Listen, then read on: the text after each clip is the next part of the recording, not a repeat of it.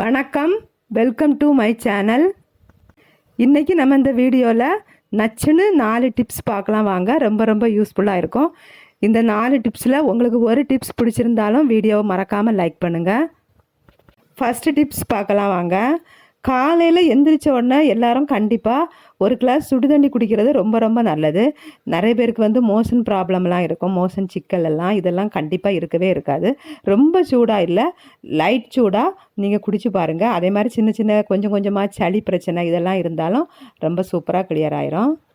2வது டிப்ஸ் பார்க்கலாம். நாம் குழிப்பணியாரம் சட்டி யூஸ் பண்ணிவிட்டு அப்படியே வச்சுருவோம். அடுத்த வாட்டி யூஸ் பண்ணும்போது திரும்ப அதை கழுவி யூஸ் பண்ணுறதா இருக்கும். அடிக்கடி கழுவி யூஸ் பண்ணும்போது குழிப்பணியாரம் நல்லா வராது, ஒட்டி ஒட்டி போகும். அதுக்காக நம்ம என்ன பண்ணலான்னா, யூஸ் பண்ணி முடித்தோடனே நல்லா தொடச்சிட்டு இது மாதிரி ஒரு கவரில் போட்டு நல்லா இந்த பாச்சா பல்லி எதுவுமே உள்ளே போகாது, அது மாதிரி போட்டு மூடி வச்சுருங்க. பாருங்கள், இந்த மாதிரி நான் இப்படி தான் யூஸ் பண்ணிகிட்ருக்கேன். பணியாரம் சூப்பராக வரும், ஒட்டவே ஒட்டாது. இது மாதிரி ஒரு கவரில் போட்டு பாருங்கள், போட்டு இது மாதிரி கவரில் போட்டு நல்லா டைட்டாக இது பண்ணி அப்படியே குப்புற வச்சுக்கோங்க. நீங்கள் எந்த இடத்துல வைப்பீங்களோ அந்த இடத்துல, நான் இப்போ இதில் வச்சு காமிக்கிறேன். இப்படி வச்சுக்கோங்க. அப்புறம் பாருங்கள், யூஸ் பண்ணும்போது அப்படியே எடுத்து யூஸ் பண்ணலாம். குழிப்பணியாரம் சூப்பராக வரும்.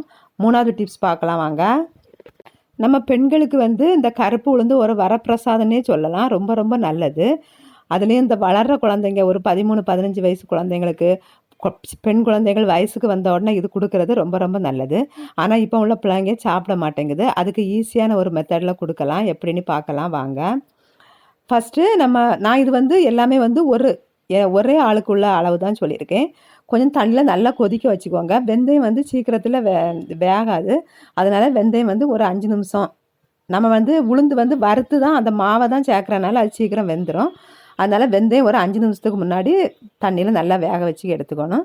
அது கூட ஒரு 4 இல்லை 5 பல் பூண்டும் ரொம்ப நல்லது. ஈஸ்ட்ரோஜன் பிரச்சனைக்கெல்லாம் ரொம்பவுமே நல்லது லேடிஸுக்கு. போட்டு நல்லா ஒரு 5 மினிட்ஸ் போதும். நல்லா வெந்ததுக்கப்புறமா நமக்கு தேவையான, நான் திரும்பவும் சொல்கிறேன், இது வந்து ஒரு ஆளுக்குள்ள அளவு, தேவையான அளவு எடுத்து கொஞ்சம் சுடு தண்ணியில் நல்லா மிக்ஸ் பண்ணிவிட்டு அந்த வெந்தயமெல்லாம் போட்டு நம்ம கொதிக்க வச்சுருக்கிறோம்ல அதுக்குள்ளே நம்ம விட்டுறணும். பார்த்துக்கோங்க, சுடு தண்ணியில் மிக்ஸ் பண்ணிக்கோங்க. நம்ம ஆறின தண்ணியில் மிக்ஸ் பண்ணால் திரும்ப வேகிறதுக்கு ரொம்ப டைம் எடுக்கும். இது மாதிரி எடுத்து அதில் சேர்த்துக்கோங்க. சேர்த்துட்டு ஒரு 5 நிமிஷம் வேக வச்சிங்கன்னா போதும்.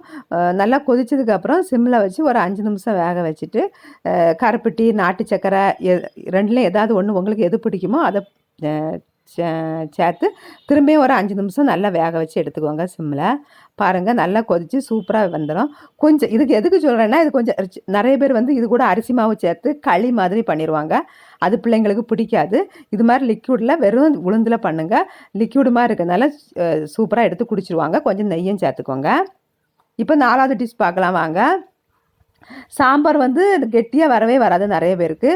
அதுக்காக நிறைய பருப்பு எல்லாம் சேர்த்தாலும் கூட வராது. அதுக்கு நீங்கள் என்ன பண்ணணும்னா, பருப்பு வேக வைக்கிறதுக்கு முன்னாடி 1 ஸ்பூன் வெந்தயம் வந்து ரொம்ப ரொம்ப நல்லது தான். 1 ஸ்பூன் வெந்தயமும் 1 ஸ்பூன் பாசிப்பருப்புன்னு சொல்லுவோம்ல, அதுவும் சேர்த்து வேக வச்சு பாருங்கள். பருப்பு ரொம்ப கெட்டியாக வரும். இன்றைக்கி பார்த்த இந்த 4 டிப்ஸ் உங்களுக்கு பிடிச்சிருந்துன்னா வீடியோவுக்கு மறக்காமல் ஒரு லைக் கொடுங்க.